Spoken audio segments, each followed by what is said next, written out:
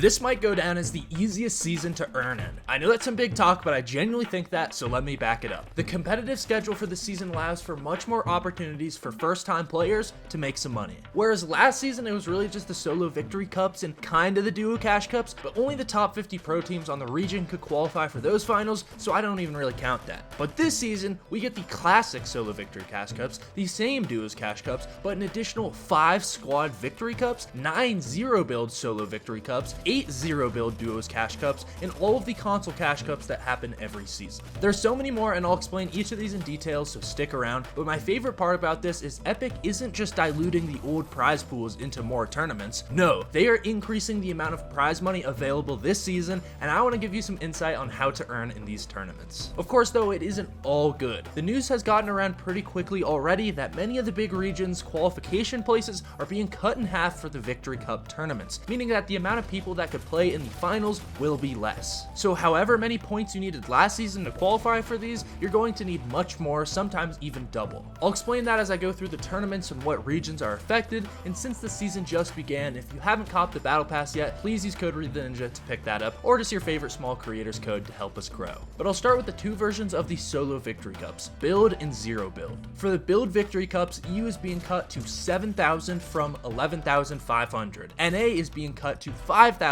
from 9,000. But Brazil, Asia, and Middle East and OCE are being increased to top 2,000 from 1,250 for the first three, and just 750 for the OCE up to 2,000. So it's a big bump for those guys. But for the rest of us in EU and NA, this isn't actually all bad. While yes, on the surface it looks that way, but you guys come to the Reid the Ninja channel for a positive spin on the news, and I got that for you. While qual spots did decrease for us on NA and EU, you have also just gained another tournament to play on the same day as every other Solo Victory Cup. These zero build tournaments occur at the same time as those regular build Victory Cups. And while yes, that does mean you'll have to switch your region to play on the second one since they happen at the same time, you're also just gaining another earnings possibility. The thing a lot of people are doing is playing the build cup on their normal region so they have better ping, because in build mode, for wall takes and quick tarping and editing, you need to have your best ping available. But for zero build mode, bad ping is honestly kind of better. You don't need to worry about wall takes or editing, just shooting. And I'm kind of thinking that running a little laggy might actually help you too. If an enemy is shooting at you and you're rubber banding, you might be harder to hit. Not only this, but if you're playing the zero build tournament on a different region, you could actually benefit from those extra qualification spots that have been added to the small regions. For example, if you typically play on EU servers but swap to Asian servers for the No-Build Victory Cup, you might very well qual on that region due to the extra spots that are being added.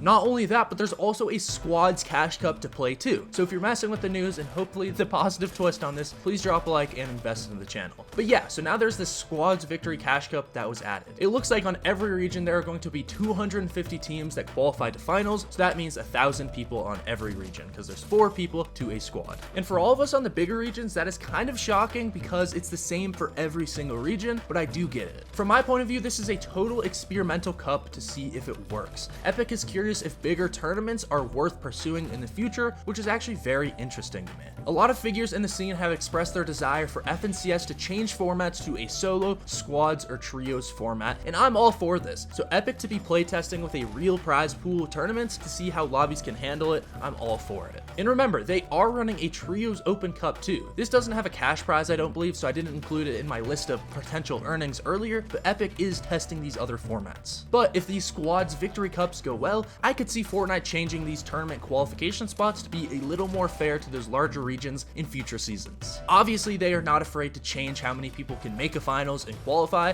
as shown by these Solo Victory Cups changing this season, so it is possible and they might change it later. But for now, it does just seem like a test. Okay, now time for some tips to qualify to each of these and make some earnings. I'll again start with the Build Solo Tourneys, since these just went through a small qualification change, and then I'll get into the completely new tournaments like the Zero Build Victory Cups and Squad Victory Cups. So for the solo build, to qualify for finals, everyone needs to step it up a notch or two. You need to be getting more elim points and placement points, plain and simple. But something that a lot of people mess up is going for too many mid-game kills to try to get those elim points. I don't think that's good. I think the best way to get kills is when you're in early game when everyone is weak, and when you're in end game when everyone is weak. There is absolutely no reason to push people in full build fight when they are in the healthiest and most stacked part of the game.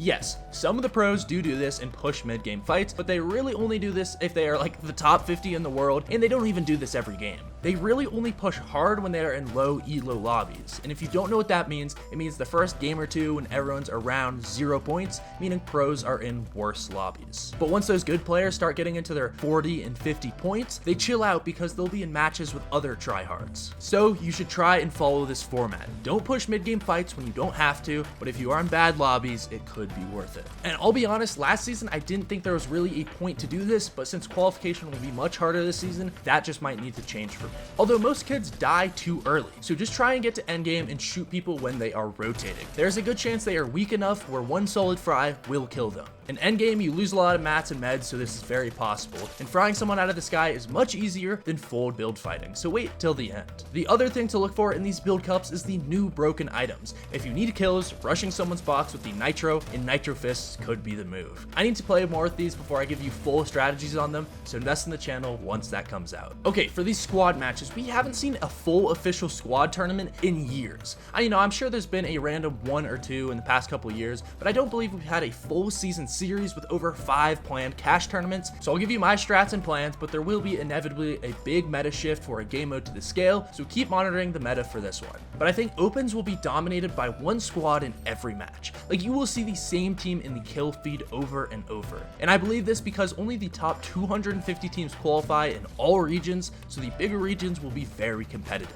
And I think the better squads will absolutely erase the squads full of like solo good people. And what I mean by that is there will be squads that practice squads and know how to play their 1s, 2s, 3s, and 4s and know how to play together, versus there will be squads of really good solos that just play together and they don't really know how to play squads together, and they'll get wiped by that first team. So if I have any advice for this, be that first group. Learn how to effectively play squads together, learn each of your teammates' skill sets because it will be different for everyone. And as that grows closer, I will make a more detailed vid about that topic. But for the 0 build solo victory cash cups, I think this is where the fun begins. Most people will need to play this on a different region, so your ping will be slightly higher, but that's okay. If you've never played a 0 build tournament before, I recommend 2 strategies. You either need to stay in the direct middle zone and have some sort of natural cover like a building, and this is obviously because a building is better than a rock or a tree since you're protected on all 4 sides. And in a 0 build tournament, there's a lot more people than pubs are ranked, so you're gonna need that protection. There's gonna be so many people that it might potentially even go into storm surge. But the second strategy is to stay on the edge of zone. When you're on edge zone, you have your back protected by storm and ideally something like a rock, tree, or building to sit behind. The problem with this is rotations. When you start rotating, you are a sitting duck. So you either need something like the nitro fist that recharge or a lot of white meds to late rotate inside of zone. I actually really like this because all of your rotations are going to be free until it starts ticking heavily. But you can get through the first few cycles of storm by doing this. Not only that, but once you emerge from storm, you're going to be in a favorable spot with storm right on your back protecting you, and you can find some sort of rock to hide behind.